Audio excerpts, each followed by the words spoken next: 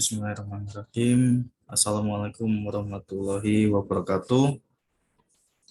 Berjumpa lagi di pertemuan ke-11 mata kuliah perekonomian Indonesia. Kali ini kita akan membahas tentang kemiskinan dan stabilitas pangan yang menjadi salah satu masalah di perekonomian Indonesia ini karena negara kita rakyatnya sangat banyak, wilayahnya sangat luas, kemudian konsumsinya juga nasi setiap hari.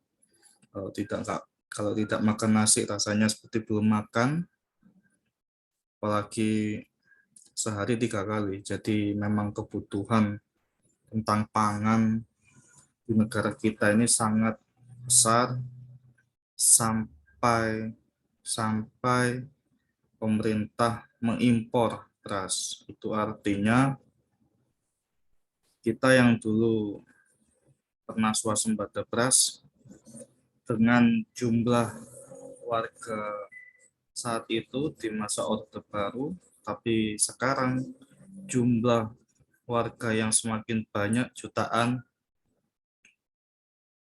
tapi lahannya justru semakin sempit karena beralih menjadi industri.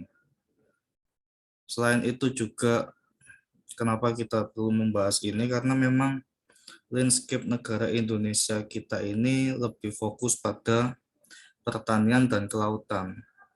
Maka dari itu kenapa di zaman Presiden Soeharto dulu pembangunannya melalui pembangunan pangan sampai akhirnya swasembada beras. Dan saat ini pun pada zamannya Jokowi pembangunan seperti irigasi waduk itu sangat diprioritaskan agar tujuannya lahan-lahan sawah masyarakat dapat teraliri air dengan baik sehingga sawah tersebut bisa panen sesuai dengan masa panennya. Kemudian juga proyek paling strategis sekarang ada food estate atau lumbung padi. Itu ada di Pulau Kalimantan dekat dengan ibu kota negara, di mana itu nanti dipersiapkan untuk kebutuhan pangan masyarakat di Kalimantan, terutama di ibu kota negara. Jangan sampai harus masih dikirim dari Jakarta, harus mandiri di Pulau Kalimantan sendiri. Kemudian juga ketika terjadi invasi seperti di Ukraina, maka daerah-daerah setiap pulau ini bisa mandiri secara pangan, secara logistik. Maka dari itu pentingnya lumbung padi, food estate, pangan, kemandirian pangan itu sangat penting. Setiap pulau, rantai logistik pangannya juga sangat penting, karena tanpa pangan maka bangsa kita juga akan sangat terlalu bergantung kepada negara lain. Ketika itu di stop, maka kita sudah tidak punya kewibawaan.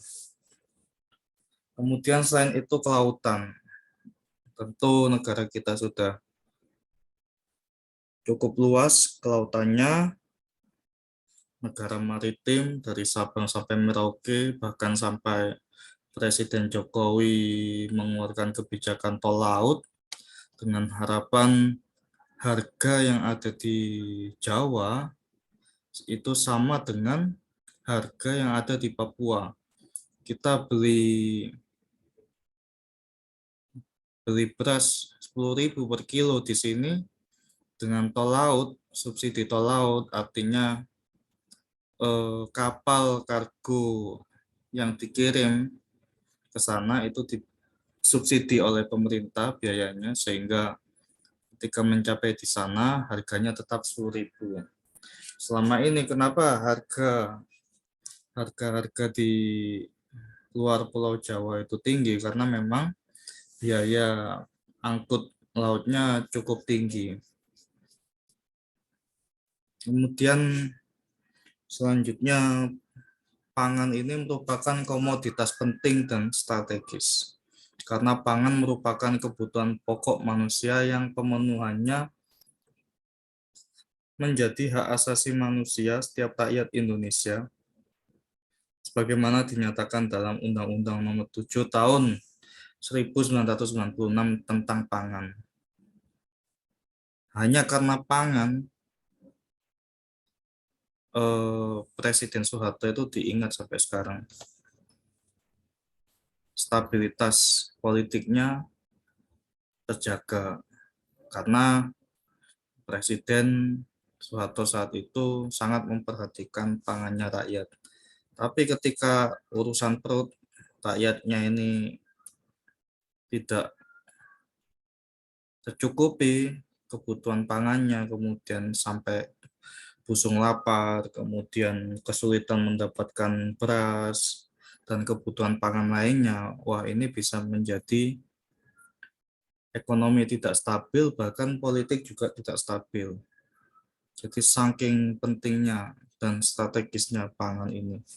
Kemudian kemarin juga ketika kita mendengarkan berita tentara Ukraina menyerah kepada tentara Rusia, ternyata salah satu penyebabnya adalah tidak dikirim kebutuhan pangannya selama beberapa hari, yang seharusnya satu hari mendapat kiriman 2 kali, ternyata mereka harus makan hanya 1 kali selama 3 hari. Jadi lebih baik dia menyerah saja karena kelaparan. Sudah tidak ada semangat untuk berperang. Selanjutnya, di awal kemerdekaan Indonesia pernah mengalami kesulitan pangan sehingga terjadi kenaikan harga sembako. Saat itu pangan sudah terlanjur banyak diekspor dan dieksploitasi oleh bangsa Jepang dan Belanda, dikirim ke Eropa. Ketika dikuasai oleh Belanda, banyak dikirim ke benua Eropa. Ketika dikuasai oleh Jepang, banyak dikirim ke negara Jepang. Kemudian akhirnya ketika kita merdeka, kita mengalami kesulitan pangan, dan akhirnya di pasar juga jarang adanya sembako dan terjadi kenaikan harga. Akhirnya Soekarno juga beberapa kali ditemu oleh rakyat Indonesia,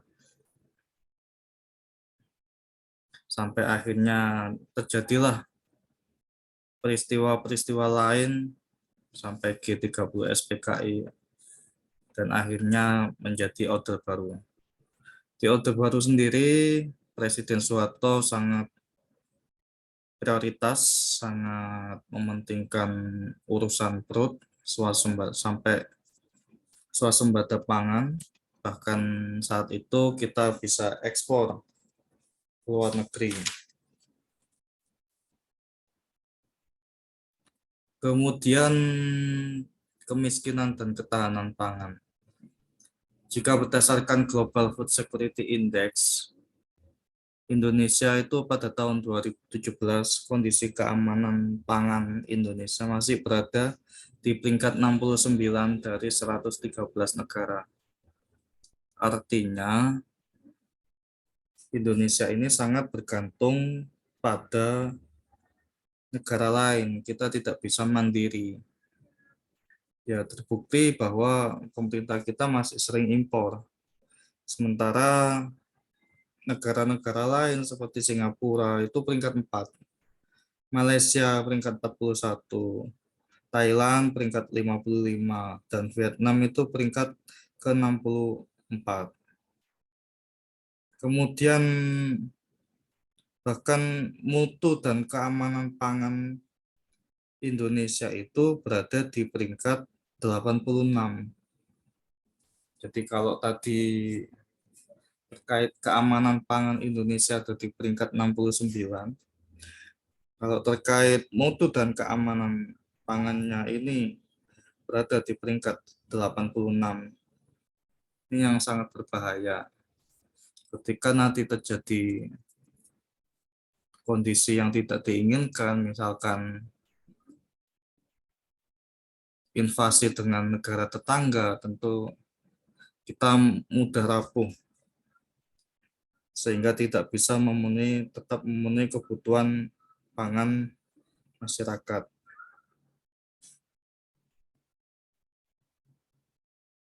Kemudian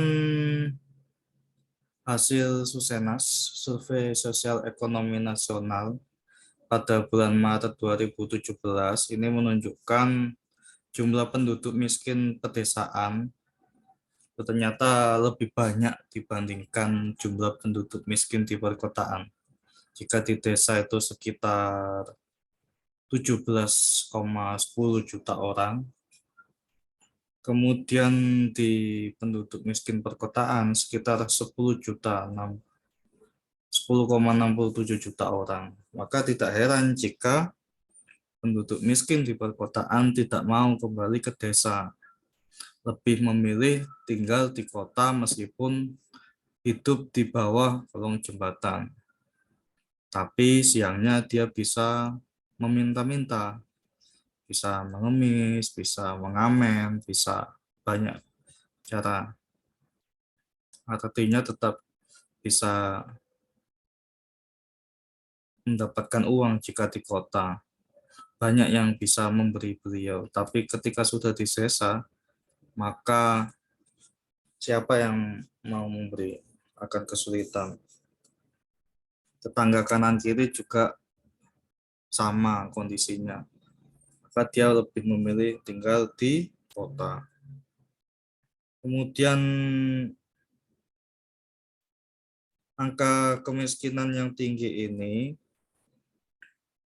jauh lebih buruk tercermin dari indeks keparahan di pedesaan yang 2 kali lipat dibandingkan di perkotaan. Indeks kedalaman kemiskinan di pedesaan itu sebesar 2,49, sementara dan indeks keparahan kemiskinannya di 0,67, itu di desa. Jika di kota artinya indeks kedalamannya masih 1,24 dan indeks keparahannya kemiskinan 0,31.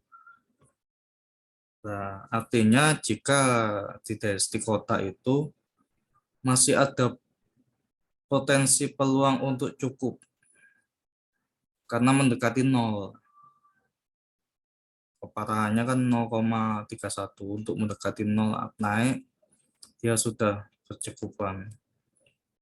Sementara di desa sangat tajam, sangat dalam, bahkan hampir 2,49.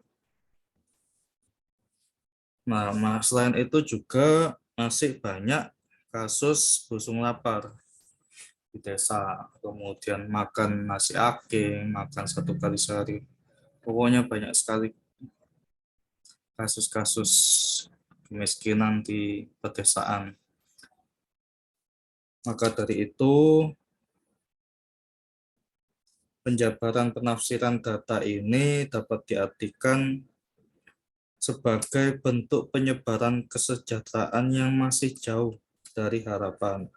Dengan kata lain, kemiskinan di pedesaan itu bisa dikatakan 2 kali lipat dibandingkan dengan yang ada di perkotaan. Jika tadi di perkotaan hanya 1, sementara di desa itu 2, artinya 2 kali lipat penduduk miskin di desa dibandingkan penduduk miskin di kota. Kemudian dasar analisis yang sederhana ini memberi arti yang jelas jika pembangunan ekonomi itu masih begitu tinggi berpusat di perkotaan. Maka dari itu, Presiden Jokowi mengkonsep pembangunan dari desa menuju kota. Maka aplikasinya adalah dalam bentuk dana desa dan sejenisnya, harus betul-betul berpengaruh pada penurunan angka kemiskinan di pedesaan. Artinya angka triliun yang disalurkan ke desa-desa setiap tahun, itu kan satu desa kan dapat 1 miliar tiap tahun. Jika sampai triliun berarti ada 1.000 lebih desa yang tersalurkan. Ini jangan sampai sia-sia atau bersifat temporer. Apalagi konsep pembangunan desa dalam aplikasi penggunaan dana desa diputuskan oleh para aparatur desa yang notabene juga kompetensi akademiknya masih rendah. Sehingga semua itu teraplikasi dalam bentuk penggunaan dana, termasuk pembangunan yang tidak membawa dampak pada penurunan angka kemiskinan. Nah, kalau beberapa sih saya lihat ada pembangunan untuk dana desa itu ada membuat pasar desa itu menurut saya cukup efektif. Kemudian wisata desa, wisata pedesaan itu juga akhirnya bisa menurunkan angka kemiskinan.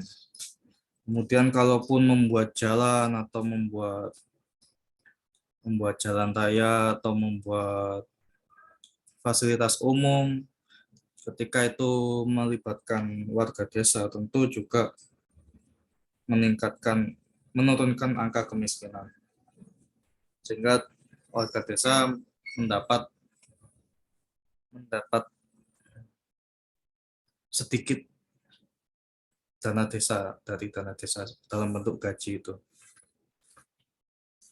Kemudian ekonomi politik dalam bidang pangan.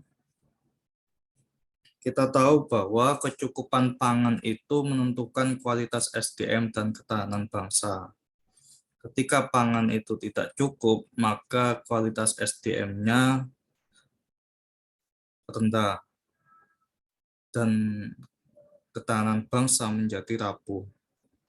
Tapi ketika pangan ini lebih dari cukup, maka kualitas SDM-nya tinggi dan ketahanan bangsa menjadi kokoh.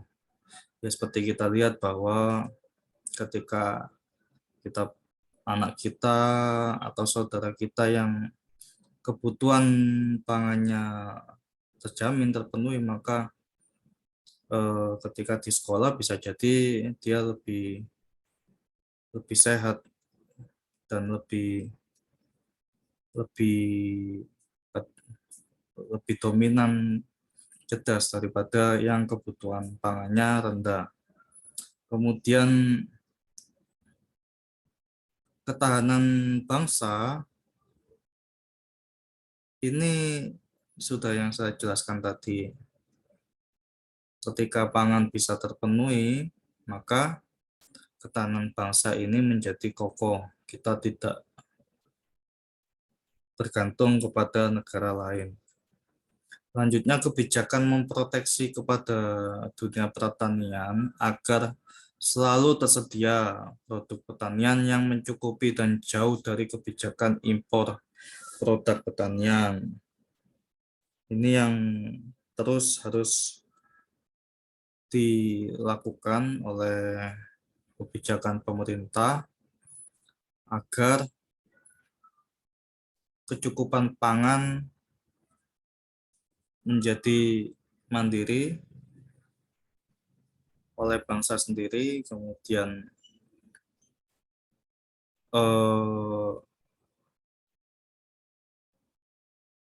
ketahanan bangsa menjadi kokoh. Yang selama ini masih kadang beberapa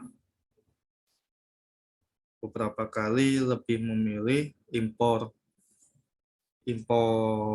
beras daripada menjangkau kebutuhan produk pertanian ini.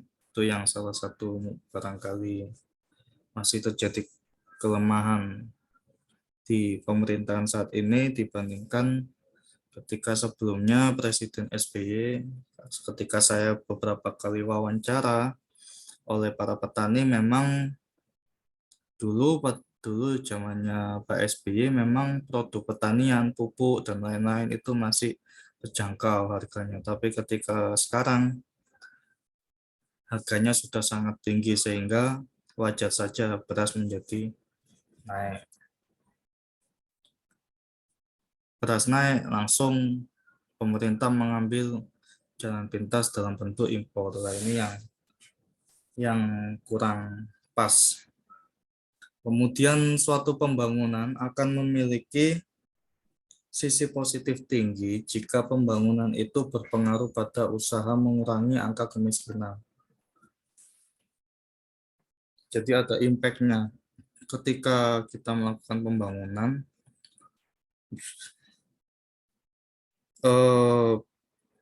bisa menekan angka kemiskinan. Tapi ketika pembangunan itu tidak bisa mengurangi angka kemiskinan, maka pembangunan itu tidak berpengaruh pada kemiskinan.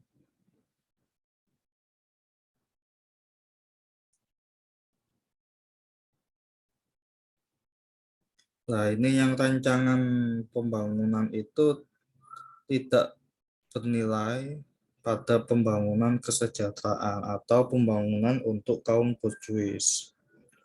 Pembangunan yang tidak berpengaruh pada usaha angka kemiskinan. Itu yang perlu dikurangi. Kemudian krisis pangan memiliki potensi untuk terjadi tindakan politik yang bersifat menurunkan reputasi kepercayaan pemerintah di mata masyarakat. Ini yang pernah terjadi pada zamannya Soekarno. Saat itu yang tadi dijelaskan, pangan cukup sulit, harganya naik sehingga kepercayaannya menurun. Selanjutnya juga sementara di Jepang dan Eropa itu bahkan sektor pertanian itu dilindungi oleh pemerintah. Nah, sementara di Thailand bahkan sarana jalan, jembatan dan irigasi dibangun dengan baik sekali di setiap kawasan pertanian. Sehingga bahkan makanya wajar ketika sekarang ini Thailand bisa ekspor beras ke Indonesia.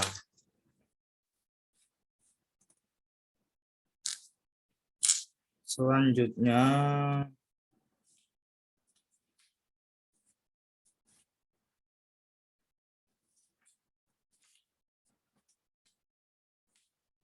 diversifikasi pangan. Ini salah satu cara untuk membuat ketahanan pangan tercipta adalah dengan menerapkan kebijakan diversifikasi pangan, di mana terdapat beberapa alternatif pangan selain beras. Ya, untungnya sekarang generasi milenial itu tidak terlalu bergantung kepada beras. Ada beberapa yang lebih ke roti, kemudian atau sayur, atau kedelai, dan lain-lain. Atau cukup dengan minum saja bahkan bisa kenyang. Diversifikasi pangan saat ini itu bisa mulai dari kedelai, kacang hijau, gula, tepung terigu, sayur, dan lain-lain. Nah, artinya sekarang ini beras sudah tidak lagi mendominasi makanan rakyat dan tampak lebih jauh akan membuat beban memproduksi beras di tingkat nasional akan berkurang. Sementara selama ini memang konsumsi beras di tingkat nasional cukup tinggi, sehingga pemerintah untuk mengamankan sering menerapkan kebijakan impor beras dengan tujuan untuk memenuhi kebutuhan beras dalam negeri. Kemudian program diversifikasi pangan yang berbasis lokal, hortikultura, aneka biji, aneka umbi, dan aneka sayur perlu ditingkatkan. Ini bahkan ke depan pasti arahnya ke sini. Program-program diversifikasi pangan. Kemudian pangan non-beras ini dapat dijadikan sebagai salah satu pilihan pendukung perwujudan ketahanan pangan nasional. Dan masyarakat saat ini juga menyukai produk yang beraneka ragam dalam konteks lebih rasa dan gizi memiliki pengaruh ketika dikonsumsi.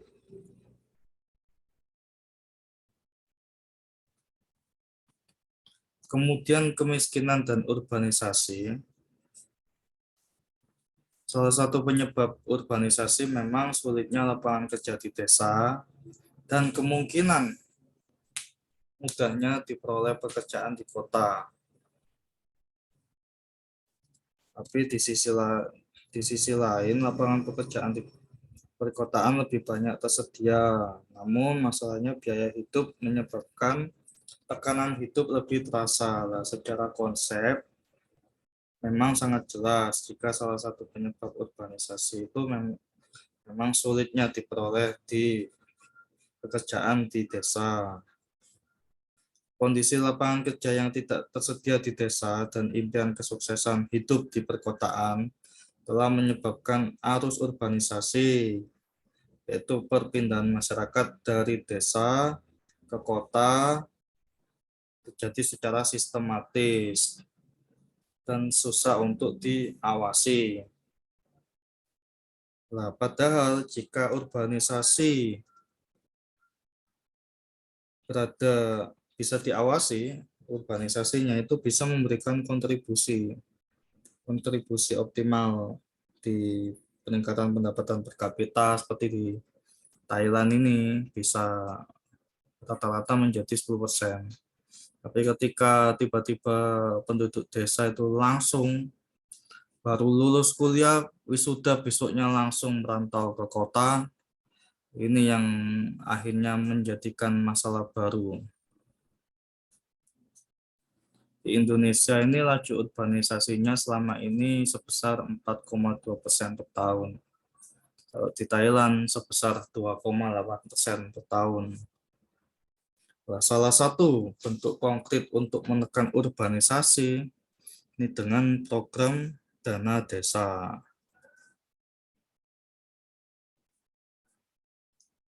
Nah, aplikasi dana desa yang diberikan pada setiap desa telah menyebabkan banyak desa yang memperkerjakan para masyarakatnya untuk bekerja, membangun jalan, membangun selokan, musola, kantor desa, dan berbagai lainnya.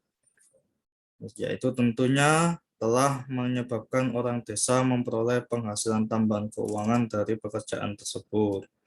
Bahkan berhasilnya program padat karya tunai bukan tidak mungkin menjadi daya tarik para migran di perkotaan kembali ke pedesaan. Ini mulai kemarin isu Lebaran dari perkotaan mudik ke desa bahkan tidak balik ke kota lagi mulai bermunculan karena salah satu dampaknya dari dana desa tadi 1 miliar per tahun. Bahkan kemarin saya sempat ketemu dengan kepala desa Alang-alang itu di Kabupaten Bangkalan, ternyata beliau itu dulunya merantau ke Jakarta. Belum merantau ke Jakarta, kemudian kembali ke desa untuk ikut pemilihan kepala desa. Dan alhamdulillah terpilih, akhirnya sekarang beliau mengabdi di desa. Kemudian ada lagi dari desa Bancang. Desa Bancang Kabupaten Bangkalan juga orang awalnya juga merantau di Surabaya, kemudian terpilih menjadi kepala desa di desanya, akhirnya sekarang juga mengerti. Banyak beberapa yang mulai memilih hidup di desa dengan berwirausaha atau mengerti menjadi kepala desa. Memang tidak bisa dinafikan jika kota selalu menawarkan daya tarik bagi banyak pihak untuk datang dan bekerja serta bermukim di kota. Dan banyak pakar juga memberikan analisis dasar pemikiran tentang daya tarik perkotaan. Yang pertama, memang pendapatan per kapita itu berhubung negatif dengan konsentrasi perkotaan. Yang kedua, konsentrasi penduduk di perkotaan berkorelasi dengan konsentrasi kekuasaan politis. Yang ketiga, infrastruktur transportasi memiliki dampak penting terhadap konsentrasi perkotaan. Yang keempat, semakin terbuka suatu perekonomian, sebagaimana diukur dengan pangsa ekspor terhadap produk domestik bruto, cenderung memiliki kota-kota utama yang lebih kecil dibandingkan perekonomian yang tidak memiliki perdagangan seperti itu.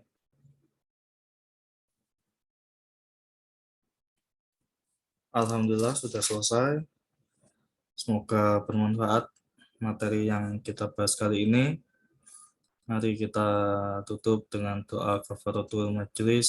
Subhanakallahumma wa bihamdika asyhadu alla ilaha illa anta astaghfiruka wa atubu ilaik. Akhirul kalam. Wabillahi taufiq wal hidayah. Wassalamualaikum warahmatullahi wabarakatuh.